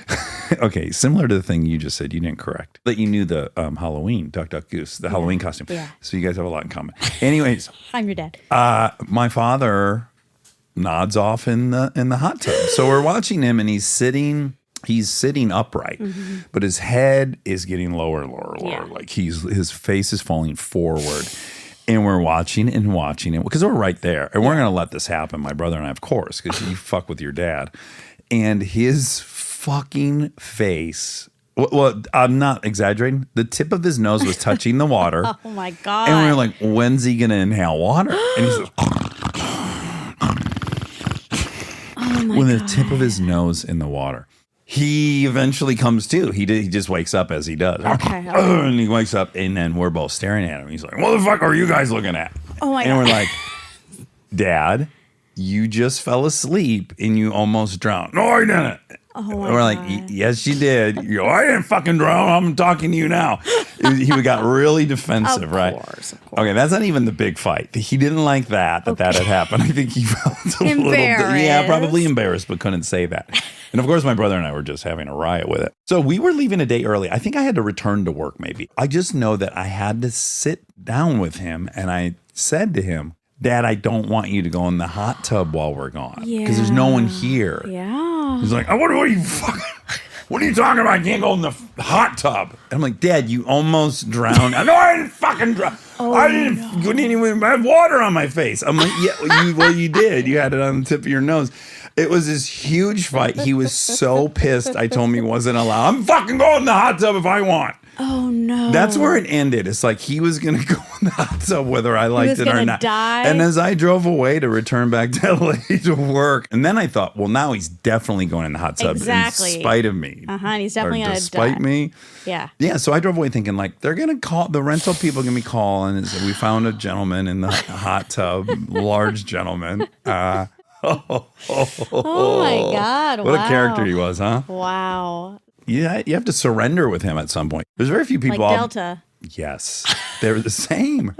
There's very few people in my life where I've been arguing with, and I'm like, this is pointless. Like, I cannot win. Yeah. They have a more will than I have, which is saying a lot because I like to tangle. That is saying a lot. Oh, my God. Oh, boy. Wow. So he was like having heart attacks on that trip? Well, no, I think he had a few prior to that trip, did not realize it, and he had a lot of blockage. He was not getting enough oxygen. Oh, man. Yeah, he was in rough shape. Oof, oof, oof. Speaking of, I have a current ailment. What? It's First an of all, update. congratulations. Thank you. What is it? I'm not sure. I haven't been to the doctor. Okay. But I've now settled on it's some sort of ear infection. Okay. I thought maybe it was a sinus infection. tumor. But yeah, that's always on the table. It's on the table. It's always on the table. And I think it's an ear infection, but it's a pain. So No, I don't how's it representing itself? Is your balance off? No. Tons of pressure on this side of my head. Oh. And pain. So I've been taking lots of Advil and a decongestant, and that's helping. Which decongestant? Zyrtec D. Perfect. Yeah. You're in safe hands. I know. We talked about Zyrtec once before. Yeah, and we got it. We swear by it. Mm-hmm. And then they sent us an enormous duffel bag full of Zyrtec. It wasn't a duffel bag. It was a trunk. It was a trunk. A huge trunk. It got reduced down to it's now a duffel bag under my coffee stand in my bathroom. The bummer is clearly it's illegal for them to send us D. Yeah, they can't. That's what we want. Well, they sent us gift cards to buy D. How do those work and where are they? I mean, and why don't we have one of them's in your duffel bag? Yeah. Oh, I got to root through there. It's an overwhelming duffel bag. There's a couple trillion Zyrtecs in there. There really is. It's just a regular gift card, and then you just go to the pharmacy and get your D. Oh, get that sweet D. That yummy, yummy D. I need to go because I'm running out because I've been taking it for the last week. Yeah. Yeah. So when I was in Europe, I went into an Italian pharmacy and got just straight Sudafed. It was gorgeous. Oh, God. Oh, you got scared about me, Mina? Well, I don't love it. But Sure. yeah. Okay. No, but this was Sudafed. Okay. Yeah. It's meth, They don't but do yeah. anything wacky Okay. in Italy that I know of. Well, also Italian pharmacies, I assume, are like French pharmacies where they have all these different products that you can't get here. They do. And you know what else? They're a doctor. They can prescribe stuff to you. Oh, my God. I mean, I'm sure there's huge limitations on it. You couldn't go in there on my back, give me some opiates. But I'm assuming you can. Listen. Did you try? No, Okay. no. Okay. I'm on the up and up. I'm on the up and up. I'll tell you, I'll piss in a cup right now. At any rate, I had been dealing with a heck of a sty on that trip. Really? Yeah. And it's been years since I had one. Huh. I hate them. Do you ever get styes? No, actually. You can feel it on your eyeball all day long. Every time you blink. How I many didn't times? notice it when we were Zooming. It wasn't noticeable, but it was inside. I bet it's still in there to some degree, but it's fine now. Ow. And then I can never resist. I was doing hot compress, and then I got to squeeze a little bit. I got to always see if I can get it to. But here's the point of that. I got through it. It was a good 10 days of the trip. I was uncomfortable with this sty. And the last day in Florence, go in to the pharmacy, and there's an old gal up at the register. She's old. Okay. American. And she said, I have a sty. Oh. And the woman said, oh, yes. Handed her a medication for the sty. And I was like, what an idiot. I could have, I'm locked into the paradigm in the U.S. where I would have had to gone to a fucking doctor, which I hate this part of the U.S. Yeah. We need a doctor to tell me I have a sty? No. There's a medication for a sty. I should be able to a pharmacist is qualified to give me fucking sty medicine. Yeah, this is a problem with the American healthcare system. Like, we require all these doctor's appointments and doctors to do, like, kind of generic, easy diagnoses. That's why I'm getting the cauterizer, so I can do my own dermatological work. Right. Taking it into your own same hands. vein. Yeah. I'm fighting back. Okay, that's good. I've reached an age in my life, I think, where I'm like curmudgeonly enough that I'm going to start fighting back. Like this mask, you guys said there might be a mask mandate again. And I'm like, I was no. really afraid to tell you. No, but- as you should have been. And I'm like, no, I'm not doing it. Okay, but can I push back a little? Not on the mask mandate, but on general pushback. Do you want to be a person? Okay. Like my father who sleeps it off. Honestly, that is the end of that sentence. Like, do you want to be that person, or do you want to be a person who's a little more open to hearing the youth who have their finger on the pulse? You know, I'm not saying I'm that youth, Right. But you know, I was listening to this one podcast, and this guy was saying, Stop listening to everyone else's podcast. It's like every time you come in here, you're like pumping everyone's podcast. Well, I like to hear. Listen to our podcast, okay? I am knee deep in our podcast. Listen, you do not have to we worry. need the extra download. Listen to ours. We are not. You in get through trouble. our 12 shows a week, then you can go on. That's what's happening. Okay. Okay. Sorry. Watch it. Sorry. I was listening to this podcast, and he gets Smartless older. or Rogan? I don't listen to our competitors. Okay. He said when he gets, fine, I'll shout it out. Same podcast, I keep shouting it. And actually, I'm going to keep shouting it out because Until it overtakes us. no, because a lot of people have been listening. Yeah. And it's so sweet because at the beginning of each episode, they'll like read a new little like listener comment, like someone new who's listening. And a lot of them are because of this. And That's then of great. course, I get some love because of it. And I like being loved. Look, I just hope they're scratching our back too. I hope they're popping off about how good this show is and how people should check it out. I've yet to had to read that comment. Well, but they're also part of the reason we're here. well, I love them. Exactly. Okay. Okay, so nobody's listening, right? That's Hold the on. podcast. Listen, hold on though. I wish everyone well. I truly do. I know you do. This You're is joking. a space I haven't been that competitive in compared to how I felt in movies and TV Of shows. course. Yeah. Well, also just, I hope because you're having fun with me.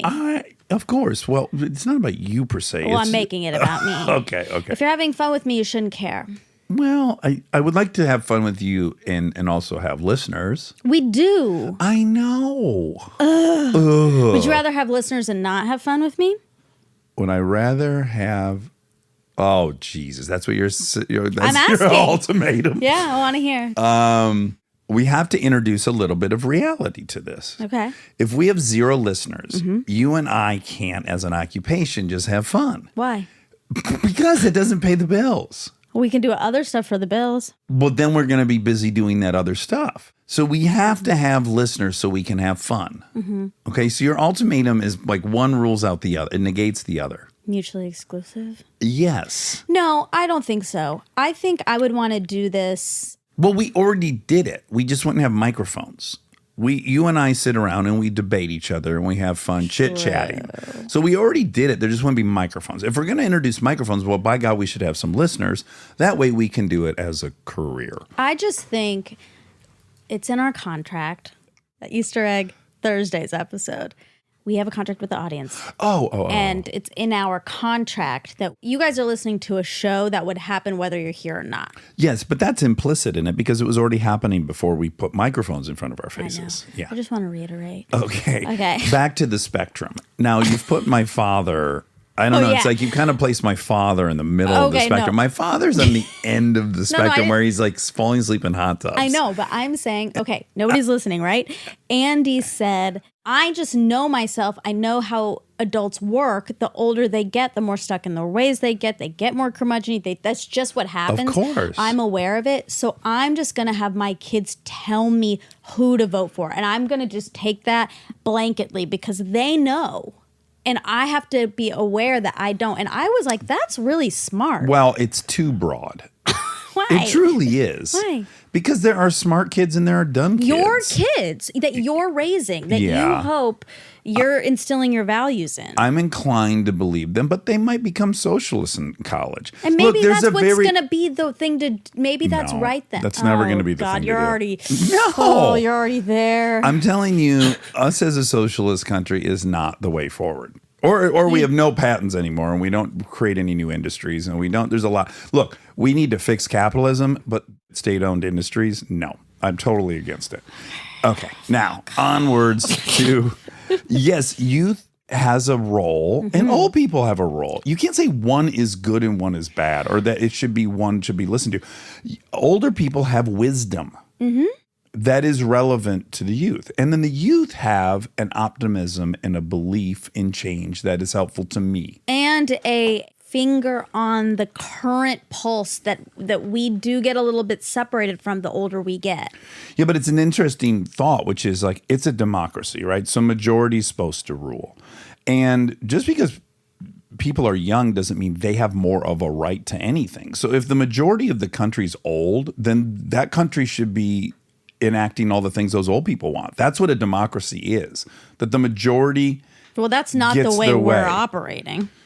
That's not the way our government operates. In theory, yes, but not really. I'm just saying the vote is a vote, and you can't say that the youth vote is more important than the old person vote. It's a democracy, and so the majority's gonna rule. That's the premise.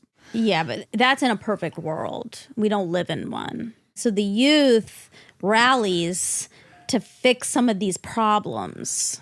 Look, the youth is great. They're very fucking You flawed. love the youth. No, they're you hate the flawed. youth. I love the youth, and they're flawed like every other demographic. Yeah, of course. Everyone is. You go and talk to college kids, they believe that there's a world that's going to happen, which thank God they do, because they're going to fight for that world, but they're going to get about 51% to where they want to go because there's a reality on planet Earth. Of course. And as an older person, I now recognize that. So I might strategically be helpful to them. Like, look, you're not going to get X, Y, and Z. Why don't you really focus in on this? Whatever. We're all needed.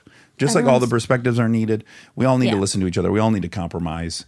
And that's great. Okay. But no way do you just turn over the vote to the youth. That's But preposterous. but your dad was older than you and had wisdom and was like, I'm not gonna Did die he? in this. Well, exactly. I would listen to my mother, who she's going to vote for, before I would listen to my kids currently. Absolutely. Well, currently they're babies. Well, And I'm just saying, honestly, my mother- I would listen to your kids before I listen to. I would listen to your father. Your My- father's gotten. I trust what your father has to say about who to vote for way more than you. Hey, It's true. Why? Why? The guy is a savant. He listens to every candidate on my every speech. He knows. Come on, you got to acknowledge it. That's a ding, ding, ding. Okay, what is it? Because savant, you've been saying that a lot lately. Yeah. And I've been wanting to look up. Will you look it up, Rob? Are we allowed to say that? Yes, you can't say idiot savant. Right. That I know. That's Yeah, been yeah. gone for but a while. a savant is Are someone we who has allowed? a super unique gift at something. It's not inherently pejorative. I don't think so, but I just wanted to check. Rob, is it- I'm not saying anything saying we can't. Okay, great. Then we okay. can. Yeah. I just wanted to double check because I'm the youth who wants to double check. Okay, great. I'm glad we compromised. We double checked, and I was right because I have wisdom. So look at that. Oh my gosh. All right, so travel safe. You're gonna stick with it. Sticking with it. Okay, there aren't very many facts, so I guess it's good that we took a little jaunt there. Do you trust Obama's opinion on who to vote for? Yeah. Yeah. Well, I'd have to hear it. Like I don't. Right, I'm not blindly. I just wonder, do you think, I wish we knew an 18-year-old. We don't even know an 18-year-old, do we? But no, but we can't pick random people like that. Like or Those are specific. I mean, I'm sorry, we can't pick specific. You can't say specifically Barack Obama and then any old 18-year-old. Well, I'm proving the point that what he said was way too broad.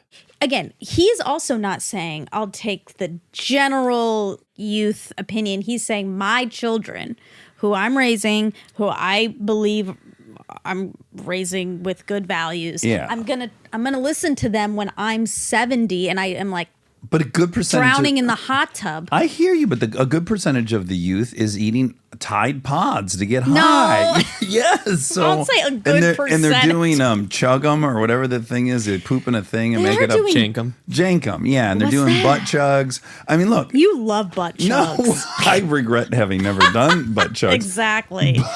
Or having cocaine blown up my ass. They have more wisdom than you on butt chugs. Do And what they? is that? What is that? That's people pouring alcohol up their ass and then letting their intestines absorb it. What's Yeah, keep it jankum? clear.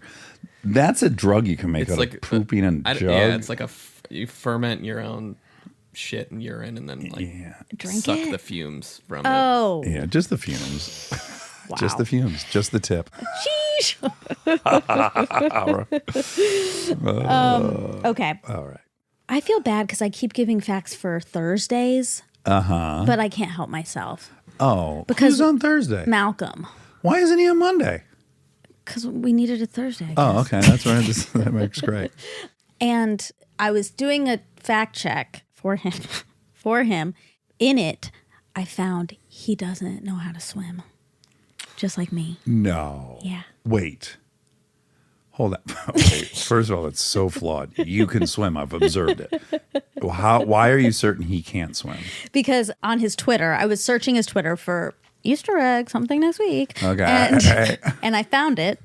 But while I was searching, I was like scrolling and scrolling and scrolling. And someone had asked him a question, why don't you do triathlons? Oh. And he said, I can't swim. Okay, but okay, you've done some very bad detective work. I gotta say, the youth is once again showing their lack of wisdom. I'm middle-aged. Ugh. What he probably means is he can't not- swim competitively. he's not great at it. Right. I'm pretty certain Malcolm can swim. But I'll find out by Thursday. Okay. Anywho, okay, so a fact. Can you get your Who is this for? John Early?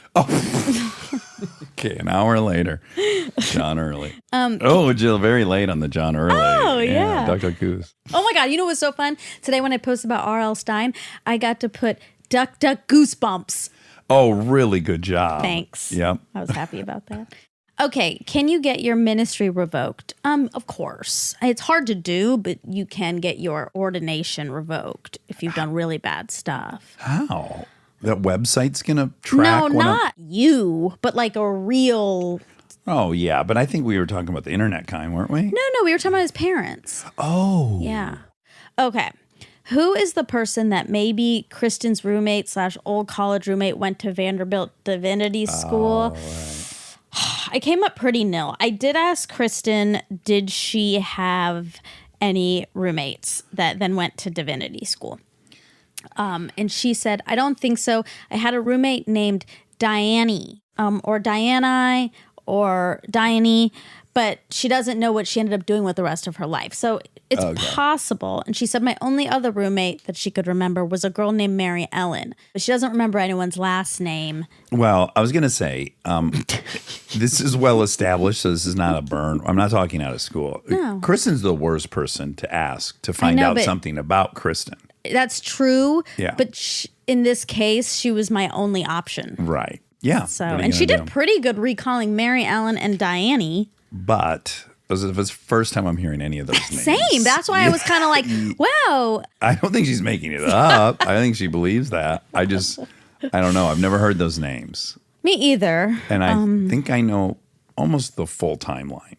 I know a lot of it. Who are all these? Where was she living all these times? She said she had these roommates. Okay. All right. Anyway, and John never reconfirmed his side of the story either. So that's just going to remain a mystery for a bit. Mystery. By the way, my eyesight's all the way good again. Oh, I thought you were going to say bad like mine. No, it's completely back. What do you mean? It was bad? Yes, it's blurry. I've been complaining about it being blurry, and I'm wearing my eye patches all the time. Yeah. No need now. It's crystal clear. Because of the patch? I don't know. We're going to see if it returns. I was like, is it from testosterone? My eye muscle's too strong? Oh, Jesus. I don't think it's that. Well, I don't know. What could be related? I don't know. It could just be the testosterone makes you weak. Blind? Yeah. I don't know. I never heard that outcome. Let's ask the youth. Now, here's where I am like my dad. Like, I like it, so I'm going to be able to ignore anything negative That's most people. Yeah. Yeah, you're like worried about travel and you bathe all the time and you have epilepsy. I don't bathe all the time because I don't have a good tub, but I will bathe again. Yeah.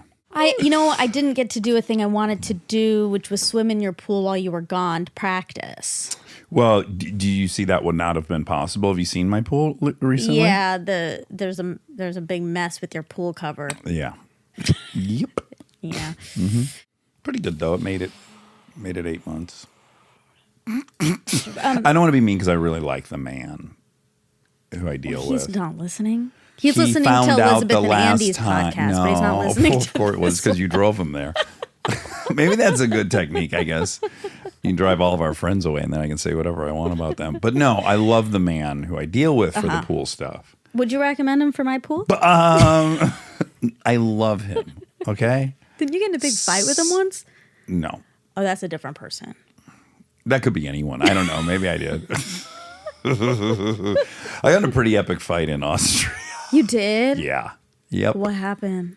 We drove to this town, Hallstatt, which is unbelievable. Ding, ding, ding. Kristen's place. When I asked her what her favorite thing was, she said Hallstatt. Yep. It looks like Annandale or Ellendor. Nope. Edendale. Arendelle. There we go. You said that like you knew it all. So we pull up to Arendelle. And it was a long-ass drive. And so the kids have been in the car, right? And then Eric and I get out. Everyone's got to pee. We're in a paid parking lot. By the way, this is my fucking grievance with David Ferrier. I can't wait to light him up the next time we're all together. Shit. Okay, that's tomorrow. But the bathrooms fucking suck everywhere. He's full of shit. Oh, wow. The American bathrooms are tenfold better. They're just not as available. That's not true. There's a okay. quadrillion Starbucks and stores and Burger Kings and McDonald's. This is what I did bring this up and on then the that bathrooms everywhere in Europe smell fucking terrible. Yeah. There's water everywhere. They're disgusting. Yeah, okay? yeah. I love Europe. I love everywhere I was at, but I got to tell you, the fucking public bathrooms suck. Okay. Get into this parking lot. It's a fortune to park there. That's okay.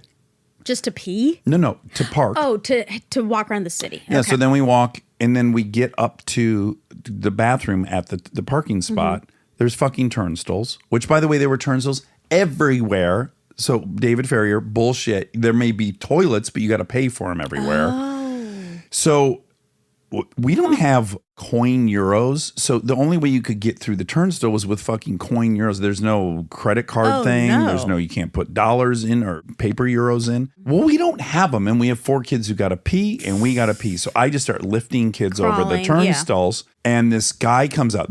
You'll love this. Oh, no. This motherfucker comes out of the handicap bathroom, which they give apparently people in Europe. Everyone has a key if you're handicapped. So the handicap bathrooms you don't have to pay for, but you have to have a key. So the dude working there is already in the handicap bathroom. He's not handicapped. Okay. He comes in, no. He starts yelling. And I, of course, am Lose it. immediately pissed. And I go, get real, man. We're already fucking paying to park here a ton. Yeah. So don't fucking yell at my kids. Don't yell at, Yeah. He and I, we get into it. I'm so Fired up. offended Yeah. that you're going to fucking be mad that 4 little kids just went to the bathroom in Yeah. this lot we're already paying a shitload for. And you, motherfucker, just came out of the handicap stall. Yeah. Get over yourself. I'm pointing that out to him. This is the embarrassing part. He was handicapped. Oh, no. Did He he was healthy show as a what horse. he showed us? No. Showed you his He pulled up- ailment? Yeah. This was getting heated. This is where it got embarrassing. I mean, it's bad enough I'm doing it in front of Molly and Eric. Kristen's seen this side of me. Yeah. The kids less so. The kids was really, they've only seen a wow. handful of me kind of getting Yeah. angry at other adults. This nice couple, they come over in the middle of this fight and they say, Dax, it's not worth They knew fight. you? Yes. Oh my God. So they looked like armchairs to me. They were nice and they handed me coins. And They then said I it's was not worth deeply it. humiliated that this is the version of me they saw. Well, that's my trick for you. I've told you I that know. a million times. I know, but it's hard to say in Europe. It's not like I'm looking around thinking everyone's an armchair. In Europe, I know, but you got to. They're but everywhere. they knew me and it snapped me back into like, look how I'm behaving in public. And these Yeah. people, and they said like, it's not worth getting angry about. That's what they said. They were trying to protect the fact that I was getting, it was so embarrassing. What if you looked at the guy's? What if you looked at the guy's phone and he was listening to the podcast? Oh, then I would have apologized. Fuck. I know you have to be careful. They're going to go to Nobody's Listening, right? Because They always have fucking dollar coins Exactly. for their kids to peek. I thanked them profusely. I showed yeah. them my nice side, Yeah. but I wanted to kill that guy. He was such a prick. His fucking job was to sit there and monitor the bathroom when he wasn't using the handicap right. bathroom. That's very frustrating. It was. Well, we make mistakes. Yeah. You regret it. No. My kids had to go to the bathroom. But you regret that behavior. I don't. He came on like a Mad Hatter. He reaped what he sowed. But those people are right. It's just not worth. It's not Oh, worth that it. part is true. It's not But do I worth that feel kind bad of- for that guy? Not at all. No. I have zero regrets Okay, about that's telling that fine. guy he was an asshole. The guy is an asshole. Yeah, I don't mind saying that to him. It's just tricky. I have to think sometimes I like, can make the argument for him. That's his job. And you have to pay. yeah. Those are the facts. And he has no power, no control, no nothing. He might have owned that lot. The guy could have been rich as hell. And then he was just a miser. Is that a word? Yeah, that's a word. Is that a bad word? Oh, it might be a bad word. Can't win. Anywho, Anyway, all right. Well, he makes mistakes. that was a lot. John Early, we loved him. Loved him. So fun. So fun. It's kind of fun when someone has a comedic persona. Yeah. Like he plays similar bratty, as I said. He has specific characters, yeah. Yeah. And then he's just a sweet, Yeah. soft Southern boy Yeah. in real life. Really nice getting to know him. I wish him well with his back recovery. Me too. That. All right. I love you. I love you.